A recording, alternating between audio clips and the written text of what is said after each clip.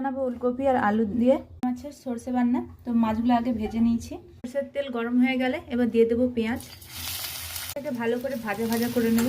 এখানে আমি পরিমাণ মতো সর্ষে আর কয়েকটা কাঁচা লঙ্কা মতো গোটা জিরে দিয়ে অল্প পরিমাণ জল দিয়ে এটা পেস্ট করে নেব। এমন ভাজা হয়ে আসলে এবার দিয়ে দেবো পরিমাণ মতো হলুদ গুঁড়ো, দিয়ে দেবো একটা গোটা টমেটো কুচি, সামান্য পরিমাণ নুন দিয়ে ভালো করে এটা নেড়ে নেব। তাহলে টমেটোটা আগে স্ম্যাশ করে নিই। এটিকে সাবস্ক্রাইব করে আমার পাশে থাকুন। এটা প্রায় গলে এসছে। এই মুহূর্তে আমি কেটে রাখা ওলকপি আর আলুগুলো দিয়ে দেবো। এগুলো সব একসঙ্গে ভালো করে কষিয়ে নেব। 3 মিনিট ভালো করে মশলার সঙ্গে ভেজে নিয়েছি। এবার করে রাখা পেস্টটা দিয়ে দেব। এখানে পেস্ট ধোয়া জলটা অ্যাড করছি, বেশি জল দেব না, জাস্ট সেদ্ধ হওয়ার জন্য। পরিমাণ মতো নুন দিয়ে ভালো করে একটা ঢাকা দিয়ে 5 থেকে 10 মিনিট ফুটিয়ে নেব। এরপরে এখন আলু আর ওলকপিগুলো সেদ্ধ হয়ে এসছে।